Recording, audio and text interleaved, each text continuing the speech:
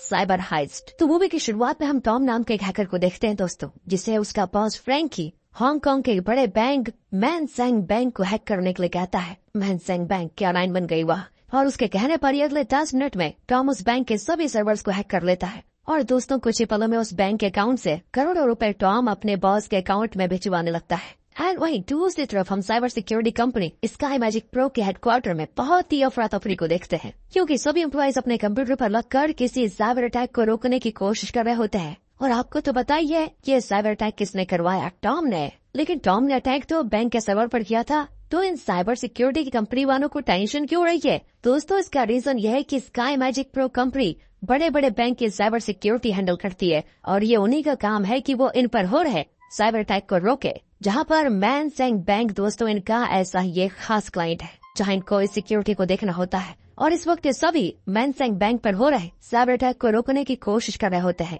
लेकिन दोस्तों उसी दौरान हम ये भी देख पाते हैं कि ये सभी इसमें बुरी तरह फेल हो रहे हैं। कोई भी टॉम के कोर्स को ब्रेक नहीं कर पा रहा होता है, जिससे टॉम बैंक के सर्वर को काफी लंबे समय से हैक करके रखता है। पर तभी हमें ये भी पता चलता है कि फ्रैंकी जिसने टॉम को ये सब कुछ करने को कहा है, वही दोस्तों इस साइबर सिक्योरिटी कंपनी में सीनियर भी है, और वही इस बैंक के सर्वर पर अटैक करवा रहा है। बताओ यार। हालांकि टॉम इस कंपनी में काम नहीं करता। अब चीजों को अपने हाथ से निकलता देखकर उस कंपनी का एक एम्प्लॉय जैसन केविन को कॉल करता है, जो कि दोस्तों इस कंपनी का एक दूसरा एम्प्लॉय है। अब उसी दौरान हमें इनकी बातों से पता चलता है कि केविन की एक बेटी है पूवी, और दोस्तों हाल ही में उसका हार्ट सर्जरी हुआ है। इस वजह से केविन काम से दूर था, और इस वक्त वो अपनी बेटी के स्कूल में एडमिशन करवा रहा है, क्योंकि बीमारी के चलते बूबी पिछले 3 साल से स्कूल नहीं गई थी। लेकिन तब भी जैसे केविन को कंपनी से कॉल आता है, वो बिना देरी किए अगले ही पल वहाँ पर पहुँच जाता है। केविन वहाँ पर देखता है कि सभी मिलकर उस साइबर अटैक को रोकने की कोशिश कर रहे हैं, लेकिन तब भी कोई कुछ नहीं कर पा रहा होता है, क्योंकि ऑलरेडी हैकर ने सर्वर को पूरी तरह अपने कंट्रोल में कर लिया था।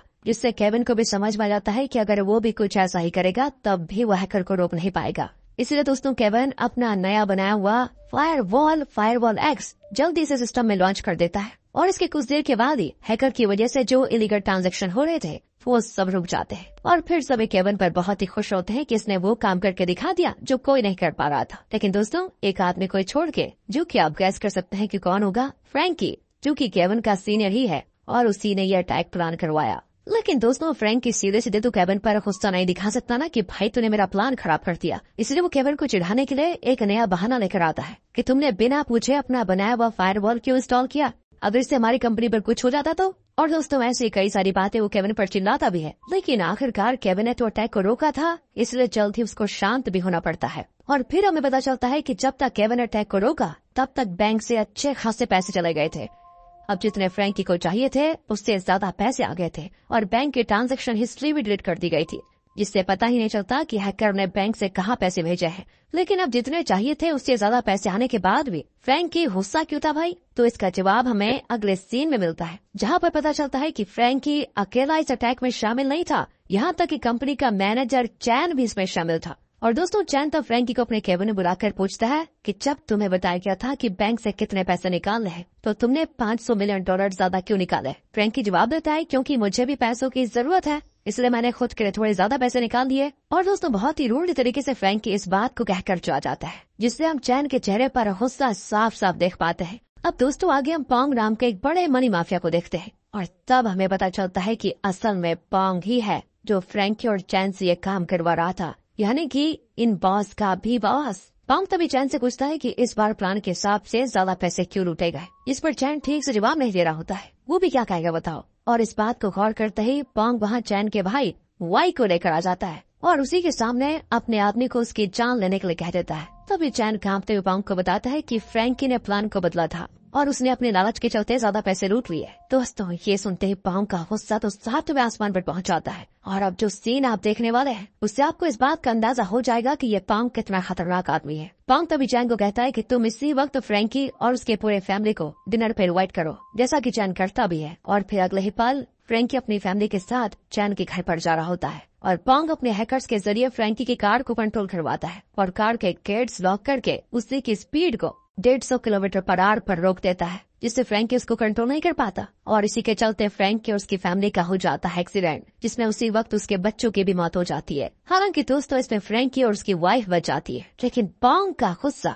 अभी भी शांत नहीं हुआ था। पोंग अपने हैकर्स के जरिए कार को ब्लास्ट करवा देता है और तब आखिरकार फ्रैंकी और उसकी वाइफ की मौत हो जाती है। देखिए दोस्तों आपने। अब दोस्तों अगले पल पोंग के लोग फ्रैंकी की फैमिली की चलते हुए वीडियो बनाते हैं और वही वीडियो फिर पोंग के पास आ भी जाती है, जिसे वो चैन को दिखाता है कि इस तरह मैंने बस 10 मिनट में ही फ्रैंकी के पूरी फैमिली को खत्म कर दिया। और यहाँ दोस्तों चैन की हालत भी बहुत खराब हो जाती है। उसे डर लगता है कि मैंने बहुत ही गलत आदमी के साथ काम करने का फैसला किया। खैर फ्रैंकी तो नहीं रहा, तो उसकी पोस्ट को चैन केविन को दे देता है, जिसके साथ वो उसको एक घर भी गिफ्ट करता है। फिर हम केविन को ऑफिस में काम करता हुआ देखते हैं, जहाँ वो जैसन को बता रहा होता है कि मेरी बेटी का स्कूल में एडमिशन नहीं हो रहा। स्कूल वाले मतलब उसे एडमिशन दे ही नहीं रहे। इसका कारण है एक टीचर जो कि एडमिशन को एक्सेप्ट नहीं कर रही है, और पता है एडमिशन एक्सेप्ट करने के बदले $5 मिलियन मांग रही है, और इतने पैसे तो है नहीं मेरे पास। और दोस्तों तभी हम एक सीन देखते हैं कि केविन इस चीज से निराश होकर स्कूल के सर्वर को हैक करके अपनी बेटी के एडमिशन को एक्सेप्ट करवाने की कोशिश करता है,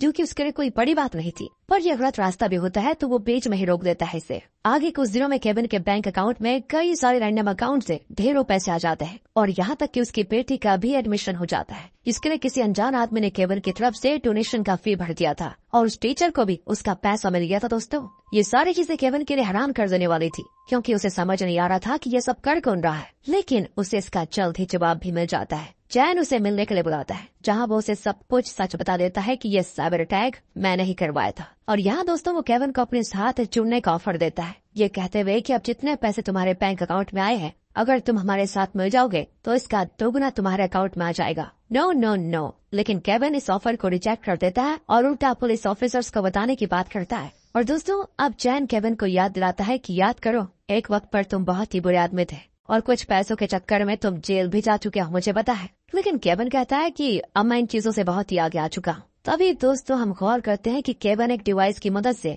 चैन और अपनी बातें रिकॉर्ड कर रहा है। शायद उसे इस बात का अंदाजा पहले ही हो गया था कि चैन ही यहाँ पर ये सब कुछ करवा रहा है, पर चैन को भी दोस्तों इस बात का पता चल जाता है और वो केविन से उस डिवाइस को लेकर पानी में फेंक देता है। इसके बाद वो वहाँ से चला जाता है। और अब शाम की बात है, जब केविन अपने घर पर आ रहा होता है, तभी उसे बीच में पुलिस ऑफिसर्स रोककर पुलिस स्टेशन लेकर जाते हैं, जहाँ हेड ऑफिसर सुएन केविन से पूछता है कि तुम्हारे बैंक में इतने सारे पैसे कहाँ से आए। और दोस्तों यहाँ पर पता चलता है कि ऑफिसर्स को तो पहले फ्रैंकी पर शक था कि उसने ही वो अटैक करवाया होगा, लेकिन अब उन्हें ऐसा लग रहा है कि केविन भी फ्रैंकी के साथ मिला हुआ था और उसने ही पैसों के लालच में फ्रैंकी को मरवा दिया और अब लूटे हुए पैसों से मनी लॉन्ड्रिंग करने की कोशिश कर रहा है। केविन सिर्फ एक ही बात कहता है कि देखिए मैं इनोसेंट हूँ और मुझे इसमें फंसाया जा रहा है बस। और दोस्तों यहाँ पर हमें ये समझ में आ जाता है कि केविन को चैन ही फंसा रहा है। केविन फिर कहता है कि मैं इनोसेंट हूँ, लेकिन मेरे पास इसका प्रूफ नहीं है। अगर मुझे थोड़ा समय दिया गया तो मैं इसका प्रूफ लेकर आ जाऊंगा कि उस साइबर अटैक के पीछे कौन आदमी है। अब दोस्तों इस पर पहले तो सुएन भरोसा नहीं करता, लेकिन बाद में वो केविन की बात मान जाता है और उसे प्रूफ लाने के लिए कहता है।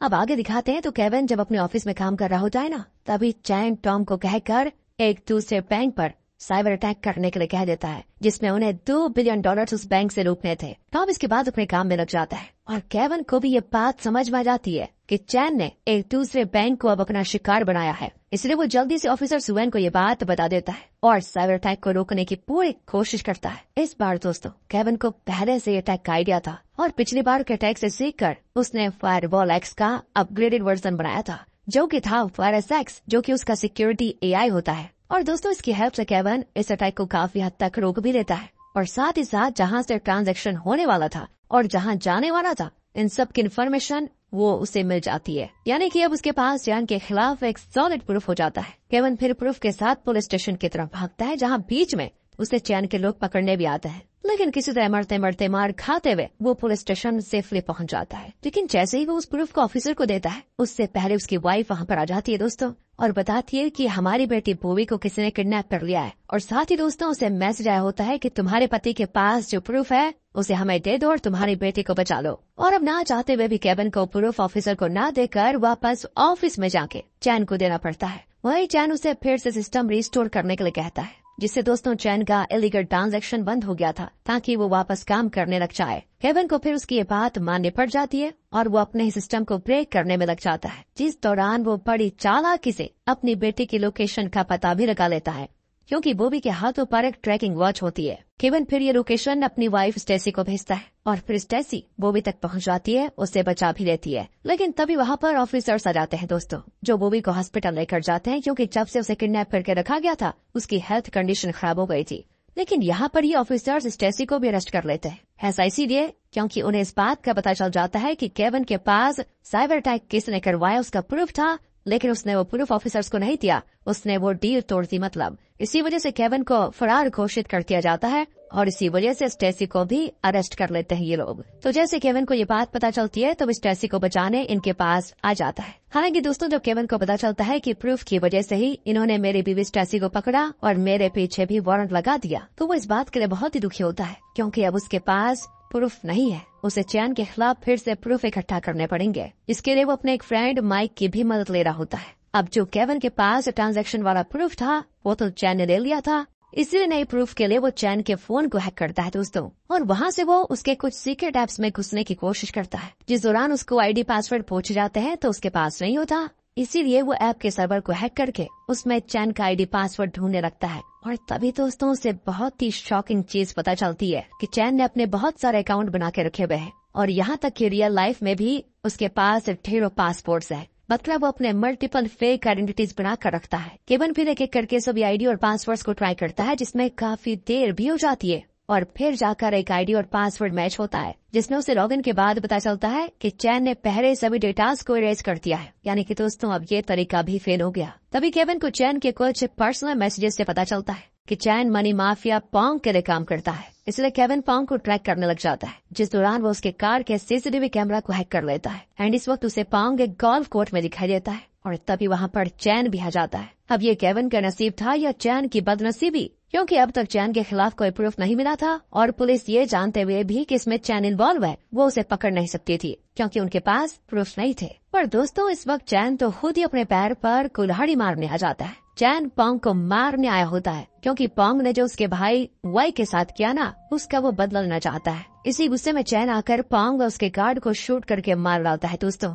एंड उसी वक्त केविन ने पोंग के कार का कैमरा रिकॉर्ड कर लिया होता है, जिस वजह से ये सारी चीजें कैमरे में रिकॉर्ड हो जाती है, क्योंकि चैन ने कार के सामने ही उन दोनों को मारा होता है। तो इस तरह केविन के पास चैन के खिलाफ प्रूफ आ जाते हैं, और वो अगले सेकंड को इस प्रूफ को और चैन की लाइव लोकेशन को पुलिस ऑफिसर्स को भेज देता है। इसके बाद फाइनली पुलिस ऑफिसर्स चैन को पकड़ने निकल जाते हैं। हालांकि दोस्तों चैन बहुत ही चालाक होता है, उसे जल्द ये चीज पता भी चल जाती है कि उसके फोन से उसे ट्रैक किया जा रहा है, इसलिए वो बीच रास्ते में ही अपने फोन को फेंक देता है। इसके बाद केविन फिर से डेड एंड पर आ जाता है कि अब कैसे चैन को पकड़ा जाए, जहाँ केविन बहुत ही फ्रस्ट्रेट हो जाता है और उसे समझ नहीं आ रहा था कि चैन इस वक्त कहाँ होगा। तभी अचानक से केविन को याद आता है कि उसने चैन के केबिन में एक मेडिसिन की बॉक्स देखी थी, और ये वही की वही सेम मेडिसिन है जो कि वो अपनी बेटी बॉबी के लिए लाता है। यानी कि चैन भी उसी कंपनी से मेडिसिन लेता है जहाँ से केविन लेता है। तो वो जल्दी से उस कंपनी के सर्वर को हैक करता है और वहाँ पर चेक करता है कि चैन किस जगह पर इस मेडिसिन की डिलीवरी मंगवाता है, जहाँ दोस्तों उसको एक पुरानी बिल्डिंग का एड्रेस मिलता है, जो कि वही जगह है जहाँ चैन अपने भाई वाई को रखा हुआ है। असल में दोस्तों वो मरा नहीं है, उसकी हालत बहुत ही खराब हो गई है। केविन फिर इस एड्रेस को ऑफिसर्स को दे देता है और खुद भी वहाँ पहुँच जाता है, जहाँ उसे चैन दिखाई पड़ता है और वहाँ उसका भाई वाई भी होता है, जिसकी हालत बहुत ही खराब है। लेकिन दोस्तों यहाँ चैन केविन को शूट करने की भी कोशिश करता है और दोनों में झपट भी हो जाती है, जिसने गलती से वाई को गोली लग जाती है और वो वहीं पर मर जाता है। अब इससे तो मानो चैन का गुस्सा सातवें आसमान पर होता है। वो केविन को जान से मारने की कोशिश करता है, पर सही समय पर वहाँ पर ऑफिसर्स आ जाते हैं और फाइनली चैन को पकड़ लिया जाता है। इसके साथ ही चैन का चैप्टर क्लोज। और गाने के एंडिंग में हम फिर से केविन को बॉबी को कोडिंग सिखाते हुए देखते हैं, जहाँ पर हम देख पाते हैं कि अब वो भी केविन की तरह इंटरनेट की दुनिया में जा रही है। और इसी के साथ दोस्तों ये मूवी यहाँ पर खत्म हो जाती है।